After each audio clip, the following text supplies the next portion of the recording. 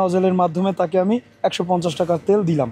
একজন ভদ্রলোক আসছে, আমাকে একটু তেল দেন। ও ভদ্রলোক জানে আমাকে একটু আস্তে তেল দেন, এটার কারণ আছে, সেই কারণটা সে জানে। কিন্তু এইটা পাশে কোনো অন্য একজন শুনছে যে আমাকে একটু আস্তে তেল দেন, উনি মনে করছে যে আস্তে যদি তেল দেয় তাইলে মনে হয় যে ভালো, এই কারণে সেও শূন্য এসে বলছে। কিন্তু যে আগে বলছে তার কারণটা হলো কি, অনেক সময় তার তেলের টাঙ্কিটা, ডিজেলের টাঙ্কিতে অনেক সময় গাছ জমে ভাই। তার তেলের টাঙ্কিটা এমন একটা অবস্থায় চলে গেছে, খুব নিচে চলে গেছে। আমরা যখন নজল থেকে তেল দিই, ও খুব স্পিডে বের হয়। স্পিডে যদি তেলটা বের হয়, টাঙ্কির মধ্যে গেলে শ্যাওলাটা ভেসে ওঠে। যখন গাড়িটা স্টার্ট করে, ওই শ্যাওলাটা সরাসরি পাম্পে টাইনে নিয়ে আসে। অনেক সময় ফিল্টারে ক্যাপচার করতে পারে না, যার কারণে ওর পাম্পটায় সমস্যা হইতে পারে। এই কারণে ও বলে আমার আস্তে দেন, কিন্তু অন্য একজন বললো যে আস্তে আস্তে তেল দেন, ও শুনে বলছে, কিন্তু কারণ কি সেটা ও জানে না। যার কারণে ও বলে আমার একটু আস্তে দেন, আমাকে না হয় একটু দাঁড়া করাই দেন, এই আপনার নজলের মধ্যে তেল রইলো কিনা। আসলে এই ধরনের কোনো কিছু থাকে না, এটা আপনার মনে করেন যে এটার মধ্যে কোনো কিছু নেই। এই নজলটা মনে করেন যে একটু বেশি কম ধরলে কি হয়, একটু তেলের স্পিড বাড়ে কমে, এই আর কিছুই না। কিন্তু এতে আপনার পরিমাপে কোনো ব্যবধান হয় না। আসলে ক্রেতা যারা আছে তাদের আসলে করণীয়, মিটারে 150 টাকার তেল আসলো কিনা এটা সে দেখে নেবে। জ্বালানির জন্য যে পরিবহন থাকে আর কি, ট্যাঙ্ক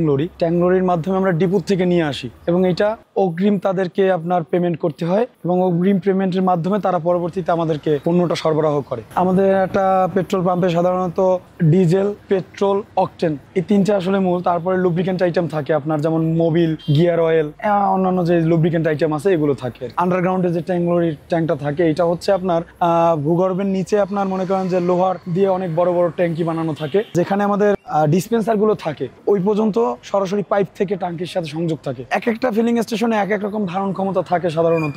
আমারটা যেটা আছে স্টোরেজ ট্যাঙ্কি, এর থেকে অনেক বেশি পরিমাণের স্টোরেজও আছে, কারোর কমও স্টোরেজ আছে। আমারটা ধরেন মনে করেন ডিজেলে 29,500 লিটার স্টোরেজ, পেট্রোলে প্রায় 19,500 স্টোরেজ, এবং অকটেনে 10,500 স্টোরেজ ট্যাঙ্কি।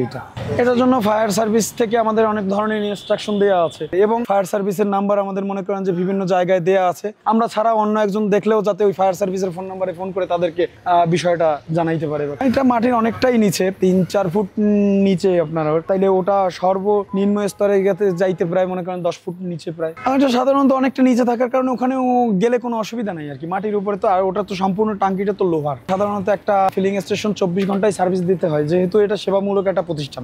10 দিন পর পর আমরা রোস্টার করে দিই কে কোন শিফটে ডিউটি করবে, এবং সেটা আপনার ওই অনুযায়ী তারা তাদের নির্দিষ্ট সময় মতো ডিউটিতে চলে আসে। 2টা থেকে 10টা শিফট, যেটা আমরা বিকালে ইভিনিং শিফট যেটাকে মনে করি আমরা, ওই শিফটে সেলসের পরিমাণটা একটু বেশি থাকে। মাঝে মধ্যে 2-1জনের একটু ব্যস্ততা থাকে, তা আমরা মনে করেন যে পাশাপাশি অন্য যারা থাকে তাদেরকে একটু রিকোয়েস্ট করে তাদের একটু আগে দিয়ে দেই আর কি। এই ক্ষেত্রটায় বিশেষ করে আপনার অ্যাম্বুলেন্সটার ক্ষেত্রে আমরা একটু বেশি প্রায়োরিটি দেই, কিন্তু কারণ এটা রোগী থাকতে পারে, এই কারণে আমরা এটাকে একটু বেশি করি। অনেকের মধ্যে এই ধরনের থাকে যে হ্যাঁ ঠিক আছে, অনেকে আসে ভাই আমার 205 টাকার তেল দেন। অনেকে মনে করে যে হ্যাঁ 205 টাকার তেল নিলে হয়তো মনে হয় যে আমি ঠিকঠাক মতো তেল পেলাম, অথবা অনেকে মনে করে যে নজলে যে তেল দিল সে আসলে মনে করেন যে বলে আমাকে একটু দাঁড়া করাই দেন, অথবা আমাকে একটু আস্তে আস্তে তেল দেন, আমাকে একটু জোরে জোরে তেল না দেন আর কি। এরকম ফিক্সড টাকায় তেল নিলে কি হয়, ধরেন অনেক সময় দেখা গেছে আমাদের জন্য সুবিধা হয়। কি রকমের সুবিধা হয়, খুচরা টাকা তো আমাদের সবসময় থাকে না, 1 টাকা 2 টাকা হয়ে যায়। অনেক সময় সবার মেন্টালিটি তো একরকম থাকে না ভাই। আমরা যারা ফিলিং স্টেশনে চাকরি করি, আমাদের আসলে কোয়ালিফিকেশন কতটাই থাকে আসলে, আমি আপনার মানুষকে বোঝানোর মতো সক্ষমতা কতটা থাকে আমার। একজন ভদ্রলোক এসে বললো যে ভাই আমি 2 টাকা পাবো, আমাকে 2 টাকা কেন দেবেন না।